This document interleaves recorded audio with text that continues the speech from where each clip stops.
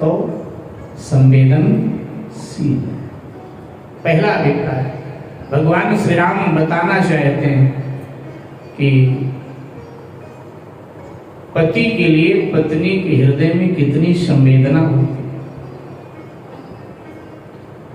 पति को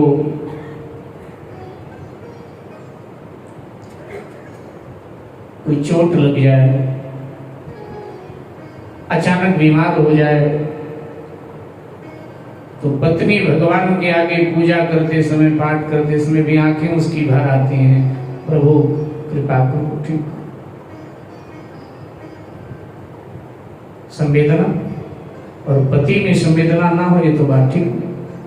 तो भगवान श्री राम कहते हैं संवेदना जितनी पत्नी में पति के लिए होती है उतनी ही संवेदना पति में अपनी पत्नी के लिए होनी चाहिए, ये भगवान बता रहे।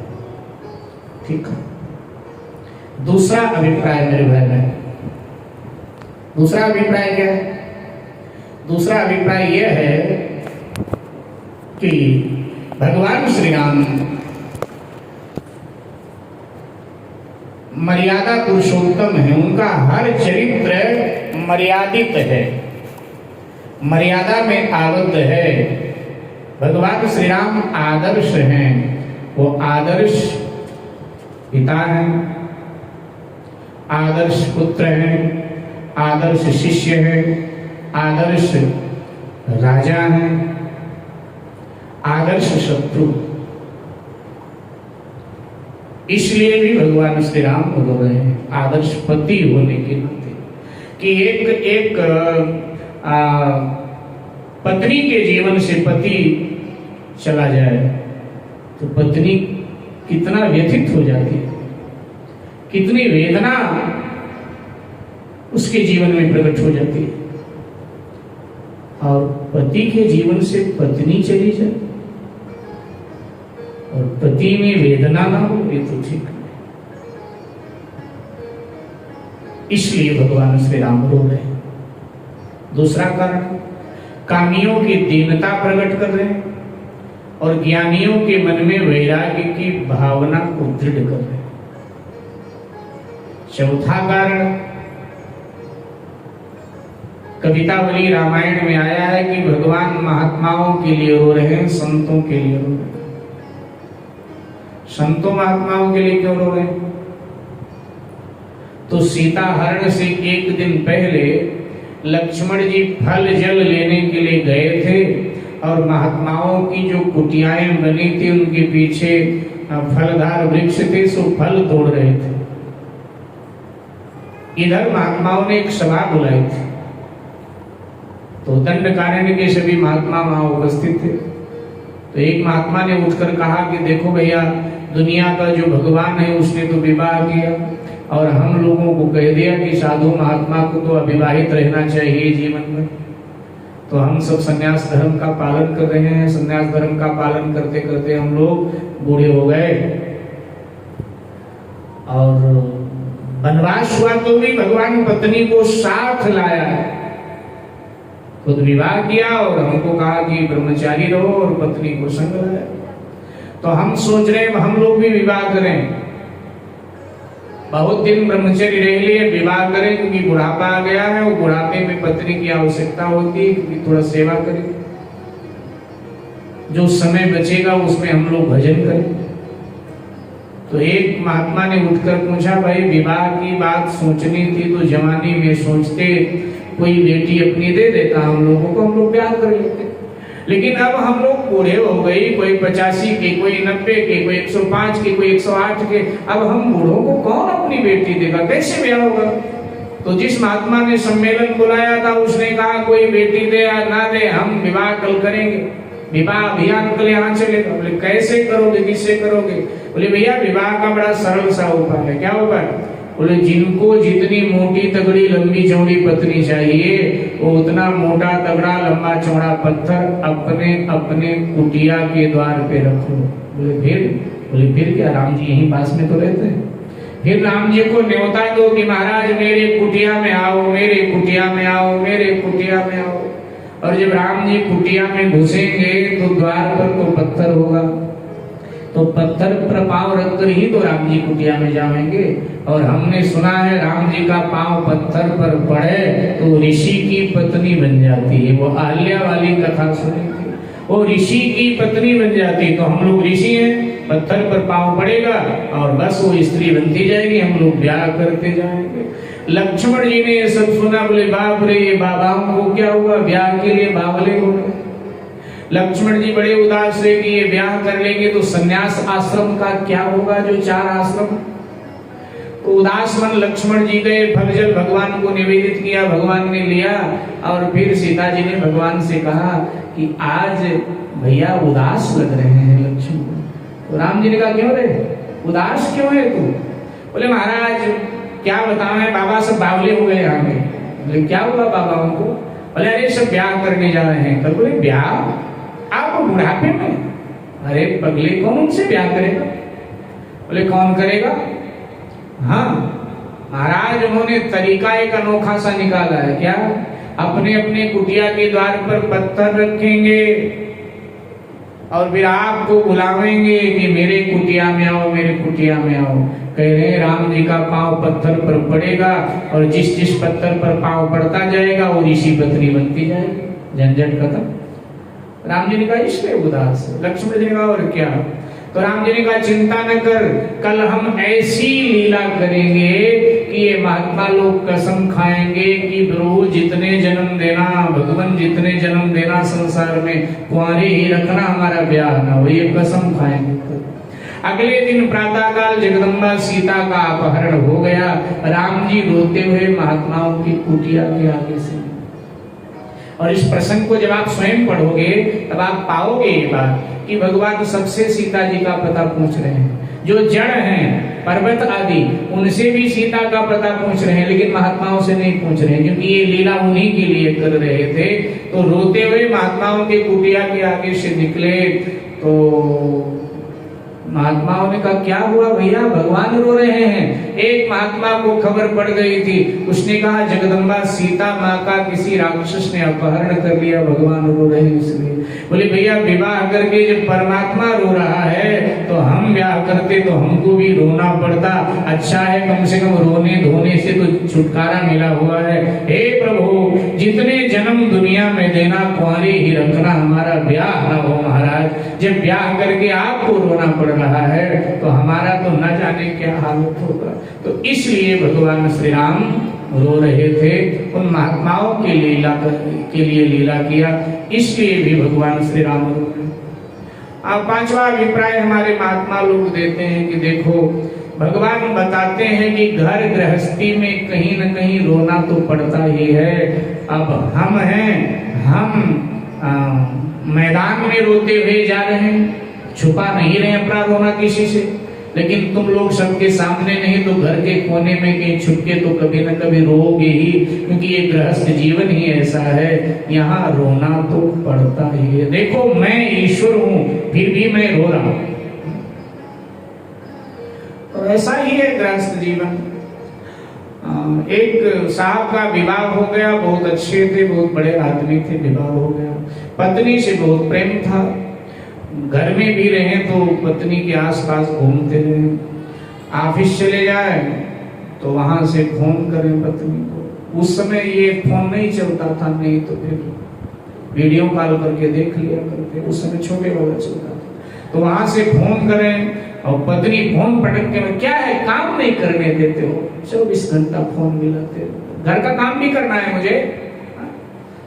तो हुआ क्या कि आज शाम को साहब लौटे तो पत्नी ने कहा कि मेरे भतीजे का मुंडन है कल परसों, तो फोन आया था माँ का कि तू आ जा। तो उसने कहा मुझे तो समय है, मैं कैसे जाऊँ, आप मत जाइए, आपके पास समय नहीं। तो ऐसा करो ना,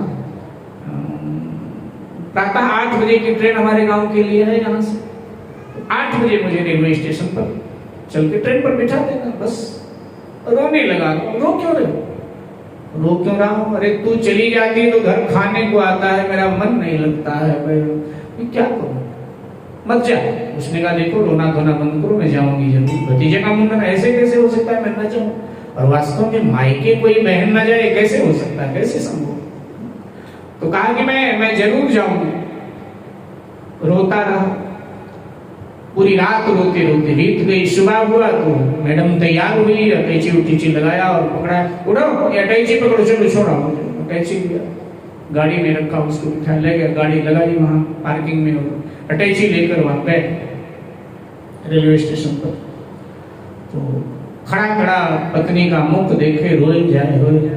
तो उसने कहा न्याय बेशर्म हो गया, इतने लोग आ रहे हैं, तुम्हें ही देख रहे हैं, बिना मतलब के रोए जा रहे। ये लो रुमाल, लो पर्स से रुमाल दिया, ये लो मुंह साफ करो। अब पत्नी का रुमाल जैसे ही आंखों से लगाया तो और प्रेम भपक पड़ा, आंसू बनकर पूरी रुमाल गीली हो गई। भावुक आदमी था बेचारा, रुमाल गीली हो गई। तो पत्नी ने कहा तुम समझोगे, तुम कहाँ सुधरने वाले? अच्छा रोना ही है ना, उधर जाओ, उधर खड़े होकर, जब ट्रेन आएगी मेरे पास आ जाना, यहीं खड़े खड़े उधर जाओ। तो फटकार लगाई तो उधर गया, खड़ा खड़ा सिसकियां ले रहा था। इतने में देखा एक भाई और रोता रोता आया, वहीं खड़ा हो। उसने कहा कि हम रो रहे हैं, हमारा तो हमको पता है, ये साहब क्यों रो रहे हैं? उसने कहा आप रो क्यों रहे? उसने कहा भैया आप क्यों रो रहे हैं? बोले ये जो ट्रेन आने वाली है ना, इसी से मेरी पत्नी मायके जा रही है, हम तो इसलिए रो रहे। उसने कहा तेरी मायके जा रही, लेकिन इसी ट्रेन से मेरी पत्नी मायके से घर आ रही, मैं तो इस चक्कर में रो रहा हूँ।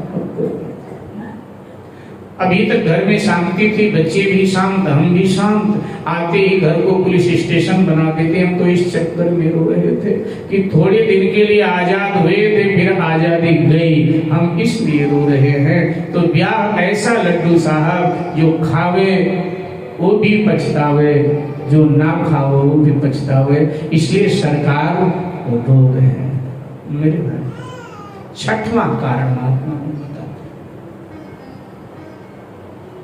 एक पति का अपने पत्नी में प्रेम कैसा होना चाहिए, कितना होना चाहिए, ये सरकार बता रहे, ये मर्यादा पुरुषोत्तम श्री राम बता रहे। मेरे भाई बहन, हमारे भारतीय दर्शन में भगवान के 24 अवतार हैं, लेकिन सबके नाम नहीं मालूम। उसके लिए आपको भागवत अथवा भक्तमाल खोलना पड़ेगा, तब आप देखोगे कि ये 24 अवतार भगवान के। लेकिन 24 में से सर्वाधिक वंदनीय पूजनीय 2 अवतार हैं। कौन कौन? थोड़ा जोर से बोलिएगा। भगवान श्री राम और भगवान श्री कृष्ण। साकेतवासी बिंदु जी ने कहा जग में सुंदर हैं 2 नाम, चाहे कृष्ण को हो या राम, 2 नाम सुंदर है और दोनों की अपनी मधुरता है, अपना आनंद सुंदर। लेकिन इन दोनों से कोई पत्नी प्रेम सीखना चाहे, कोई पुरुष पत्नी प्रेम सीखना चाहे, तो किन से सीखे पत्नी प्रेम? भगवान श्री राम से या भगवान श्री कृष्ण से? थोड़ी आप अपनी बात रखें। अभिव्यक्ति की हमारे शास्त्रों ने हमें छूट दिया, हम अपनी अभिव्यक्ति रख सकते हैं। हमारे यहाँ कुछ लादा नहीं, हमारे सनातन धर्म में कुछ लादा नहीं जाता है। आपको रुचती है बात, स्वीकार करो, नहीं रुचती नहीं स्वीकार। आप अपने शास्त्रों पर टीका टिप्पणी कर सकते हैं, ये बात अच्छी लग रही है मुझे, भाई ये मुझे प्रिय नहीं लग रही, आप स्वतंत्र हैं। लेकिन दूसरे धर्मों में तो आपको पता है कि वहां तो लाद दिया जाता है। अगर कह दिया कि नहीं ये मुझे पसंद नहीं, तो सर कलम नहीं मानना पड़ेगा।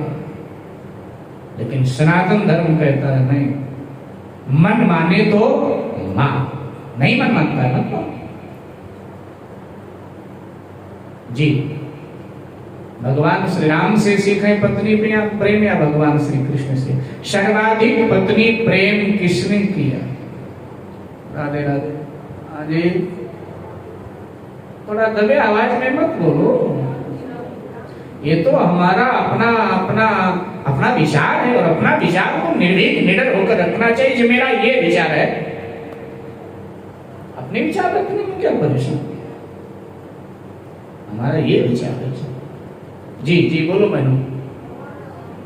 भगवान राम कितने हैं? राम वाले जरा हाथ खड़ा। इतने लोगों का मानना है कि भगवान श्री राम ने सर्वाधिक पत्नी प्रेम किया। कृष्ण वाले कितने? इनका मानना है कि इनके विचार में भगवान श्री कृष्ण ने सर्वाधिक पत्नी को प्रेम किया। ठीक, अब आइए इस बारे में शास्त्र की सुन लेते हैं, क्योंकि ना हमारी चलेगी वहां ना आपकी चलेगी वहां, तो शास्त्र की चलती। शास्त्र क्या निर्णय देता है? ध्यान, शास्त्र कहता है कि प्रेमी तो श्री राम है और निर्मोही नंदलाल। प्रेमी तो श्री राम है और निर्मोही नंदलाल। वह खोजत बन बन फिरत और वह त्यागी ब्रिजबाल। वह खोजत बन बन फिरत। पत्नी प्रेम श्री राम का वंदनीय है, आदरणीय है। क्यों? तो कहा वह अपनी सीता को बन बन में खोज रहे। अगर वो दूसरा विवाह करने के लिए तैयार हो जाते कि सीता गई सो गई, मैं तो दूसरा विवाह कर लूंगा, तो विश्व की अनेक राजकुमारियां उनके सौंदर्य पर अपने आप को कुर्बान कर देती। कितने सुंदर थे, लेकिन नहीं, मतलब नहीं। सीता के अतिरिक्त और कोई मेरी पत्नी हो नहीं सकती। सीता के अतिरिक्त मैं अपनी दृष्टि किसी को दे नहीं सकता। ध्यान दीजिए, राम जी दो काम नहीं कर सकते। सर्वसमर्थ होने के बाद में भी राम जी दो काम कर नहीं सकते हैं। क्या? शत्रु को पीठ नहीं दिखा सकते हैं और पर स्त्री को अपनी आंखें नहीं दे सकते। भगवान शंकर ने कहा कि जिन सपनों पर नारी नहीं, स्वप्न में भी पर स्त्री को जिसने कभी अपनी दृष्टि नहीं दिया, वो कौन है? थोड़ा गर्व से बोलो, वो कौन है? वो मर्यादा पुरुषोत्तम भगवान श्री राम है। विश्व में ऐसा कोई इतिहास आपको नहीं मिलेगा। इसलिए विश्व में किसी के नाम के साथ अगर जुड़ा है मर्यादा पुरुषोत्तम, तो केवल और केवल श्री राम के साथ जुड़ा है मर्यादा पुरुषोत्तम। तो प्रेमी तो श्री राम है, दूसरी तरफ निर्मोही नंदलाल, क्योंकि वह खोजत बन बन फिरत, वह अपनी सीता को बन बन में ढूंढ रहे हैं और वह अपनी राधा सहित सभी गोपियों को ये बोल कर गए थे कि मैं परसों लौटूंगा, लेकिन अब तक लौटे ही नहीं। ये कहकर गए थे मैं परसों आऊंगा, नहीं आए। इसलिए वहां शिकायत है, लेकिन यहां शिकायत नहीं है। सीता जी ने कोई शिकायत नहीं की है। उनको पता है कि वो कितना मुझे चाहते हैं, लेकिन वहां तो शिकायत है साहब। राधा जी ने कितनी शिकायत किया है, गोपियों ने कितनी शिकायत किया है। शिकायत ही शिकायत। तड़पता है दिल और रोती हैं आँखें, मोहब्बत की दुनिया लूटी जा रही। तड़पता है दिल और रोती हैं आँखें, मोहब्बत की दुनिया